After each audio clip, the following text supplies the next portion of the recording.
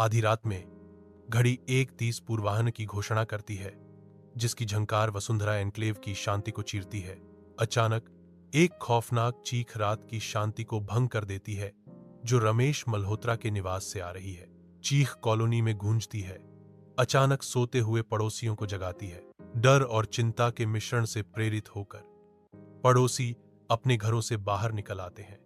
उनके चेहरे चिंता और भ्रम से अंकित होते हैं। वे मल्होत्रा के घर की ओर दौड़ते हैं। उनके तेज कदमों से शांति भंग हो जाती है। मल्होत्रा निवास सामने ही है, जो अब कॉलोनी के सामूहिक डर और अनिश्चितता का केंद्र बिंदु है। सुबह की शांति भंग हो जाती है, क्योंकि पुलिस रमेश मल्होत्रा के बैठक कक्ष में घुस जाती है। कमरा अस्त व्यस्त है, फर्श पर छायाएं खिंची हुई हैं।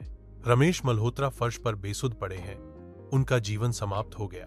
एक भारी चुप्पी हवा में छाई हुई है, जो केवल अधिकारियों की धीमी आवाजों से टूटती है। भयानक दृश्य एक क्रूर अंत की बात करता है। रमेश मल्होत्रा के ड्राइंग रूम में जासूस राजवीर राठौर अपराध स्थल का सावधानीपूर्वक निरीक्षण शुरू करते हैं। बंद दरवाजा अंदर से बंद एक तत्काल रहस्य प्रस्तुत करता है। खिड़कियों पर लोहे की ग्रिल कमरे के अलगाव को मजबूत करती है, जो सावधानीपूर्वक नियोजित अपराध का संकेत देती है। उसकी निगाहें दीवारों पर घूमती हैं, एक ऐसी अशांति को नोट करती हैं जहां एक चित्र कभी टंगा हुआ था। गुमशुदा पेंटिंग एक केंद्र बिंदु बन जाती है। उसकी अनुपस्थिति शांत कमरे में जोर से गूंजती है। जासूस राठौर कमरे के बीच में खड़ा है, बंद कमरे और गुम हो चुकी उत्कृष्ट कृति की पहेली को सुलझा रहा है। पुलिस स्टेशन के कठोर वातावरण में नेहा बैठी है। धूप हवा में तनाव को उजागर कर रही है। नेहा आगे झुकती है, उसकी आवाज धीमी विनती है। जैसे ही वह अपने पिता का रहस्य उजागर करना शुरू करती है, वह खुलासा करती है, मेरे पिता ने मां की डायरी एक पेंटिंग के पीछे छिपाई थी। डायरी, वह दावा करती है, इसमें भूमि के दस्तावेज हैं। आधी रात में एक आकृति रमेश के निवास की ओर बढ़ती है, जिसे ठंडी निर्निमेष सीसीटीवी द्वारा कैद किया गया।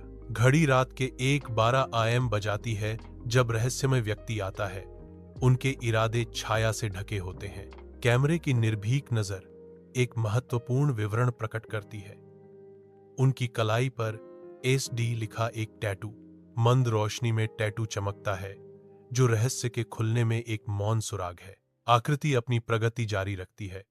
टैटू रात में एक भूतिया हस्ताक्षर है। राजवीर नेहा का सामना करते हुए तीखी पूछताछ कक्ष में अनकही तनाव के साथ गूंजता है। राजवीर की गहरी निगाहें सन्नाटे को चीरती हैं। मुझे SD के बारे में जानने की जरूरत है। नेहा हिचकिचाती है। उसके शब्दों का भार हवा में भारी होकर लटक रहा है। नेहा ने फुसफुसाते हुए कहा, सिमी और दीपक कुछ समय पहले मेरे पिता से मिलने आए थे। पूछताछ कक्ष ठंडा और निष्फल है। सत्य और झूठ का युद्ध का मैदान।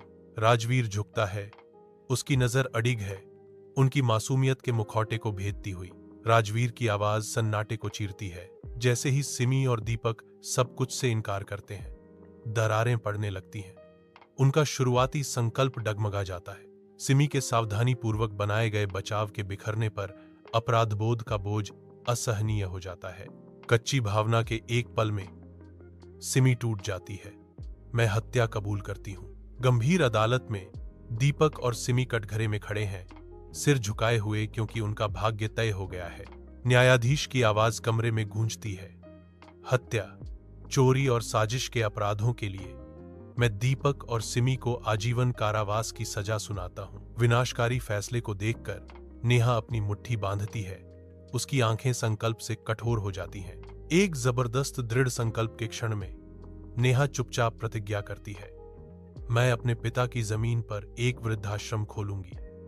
मैं कसम खाती हूं। एक बेलिफ पास खड़ा है। उसकी उपस्थिति अपरिवर्तनीय परिणामों की एक कठोर याद दिलाती है।